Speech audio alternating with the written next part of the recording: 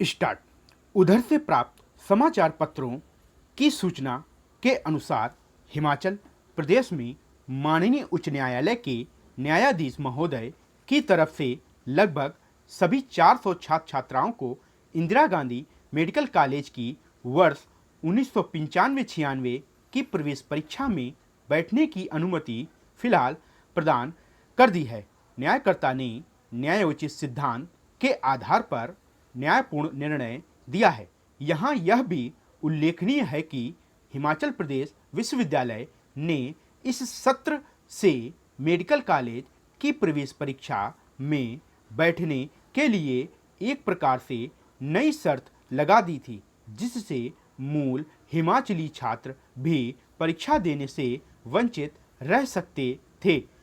वहाँ ये भी ज्ञात रहे कि विश्वविद्यालय ने इस वर्ष से यह शर्त भी लगा दी थी कि जिन उम्मीदवारों ने हिमाचल प्रदेश स्कूल बोर्ड की 3 परीक्षाओं में से 2 परीक्षाएं उत्तीर्ण नहीं की हैं, उन्हें मेडिकल कॉलेज की प्रवेश परीक्षा के लिए पात्रता के योग्य नहीं समझा जा रहा था। इधर हमारे देश का हिमाचली या किसी सैनिक का कोई ठिकाना नहीं रहता है।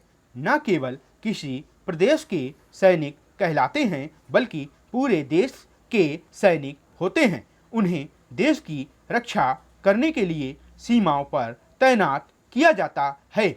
इसलिए उन्हें उनके बच्चों की शिक्षा भारत में कहीं पर भी हो सकती है। फिर हिमाचल विश्वविद्यालय की यह शर्त कहाँ तक उचित और न्यायप्रिय हो सकती है।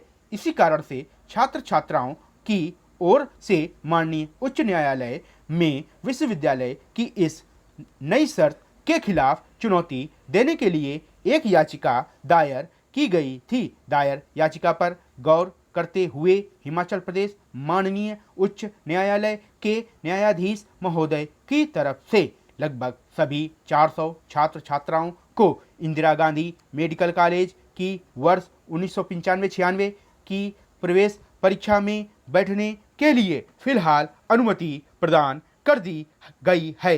न्यायकर्ता ने न्यायोचित सिद्धांत के आधार पर न्यायपूर्ण निर्णय दिया है। सम्माननीय मुख्य न्यायाधीश और न्यायाधीश की खंडपीठ ने विश्वविद्यालय के रजिस्ट्रार परीक्षा नियंत्रक के साथ ही मेडिकल कॉलेज के निदेशक को नोटिस जारी करते हुए अपना विचार और पक्ष जून के अंतिम सप्ताह तक रखने का निर्देश दिया है। न्यायवान खंडपीठ ने भी विश्वविद्यालय प्रशासन को यह भी आदेश दिया है कि वह इन सब 400 उम्मीदवारों को प्रवेश परीक्षा में अस्थायी तौर पर बैठने की स्वीकृति देकर फिर योग्य और अयोग्य का निर्णय करे। जब परिणाम घोषित किया जावे, उसकी सूचना उच्च न्यायालय को भी दी जानी चाहिए। इसके अतिरिक्त यह भी कहा गया है कि विश्वविद्यालय ने परीक्षार्थियों को अभी तक अनुक्रमांक जारी नहीं किए हैं। उन्हें परीक्षा